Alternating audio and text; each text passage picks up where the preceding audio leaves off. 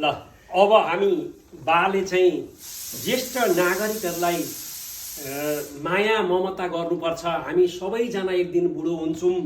बुढो भइसकेपछिका अवस्थाहरू यस्ता यस्ता हुन्छन् र वृद्धहरूलाई माया ममता गर्नुपर्छ।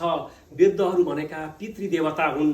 पितृ खुसी भयो भने आफ्नो सबैको खुसी हुन्छन्, कुलै खुसी हुन्छन् भन्ने सन्देश बाकै मुखारबिन्दबाट सुनिन्छ है त। अब ल बा हजुरको मुखारबिन्दबाट सुनौँ त। यो लेख मैले लेखिसकेँ, अब कति लेख्नु, वृद्ध सबको दुःख कष्ट नपरोसै देख्नु। हामी पनि भविष्यमा सबै हुन्छौँ बुढा, भुइँमा बस्न खोज्यौँ भने शिरमा पुग्छन् घोडा। वृद्धलाई संरक्षण गरौँ, वृद्धलाई संरक्षण गरौँ, भविष्यलाई सोचेर काम गरौँ। एक दिन हामी वृद्ध हुन्छौँ, यस्तै रहेछ सृष्टि, वृद्धहरूको सम्बरमा सधैँ पुगोस् दृष्टि। वृद्ध खुसी भए भने पितृ खुसी हुन्छन्, आफ्नो कुलको पुकारलाई ध्यान दिएर सुन्छन्।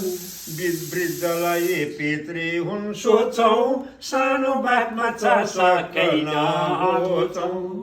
वृद्धलाई सबै मिली राम्रो गरौँ सेवा, त्यही सेवाले भविष्यमा राम्रो फल्छ मेवा। राम्रो मेवा फल्यो भने सन्तान हुन्छन् राम्रा, नरक रूपी पितृ पनि स्वर्ग जान्छन् हाम्रा।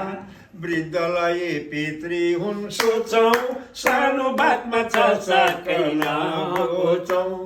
वृद्धलाई पितृ हुन् सोचौँ, सानो बातमा चर्चकै नहोचौँ।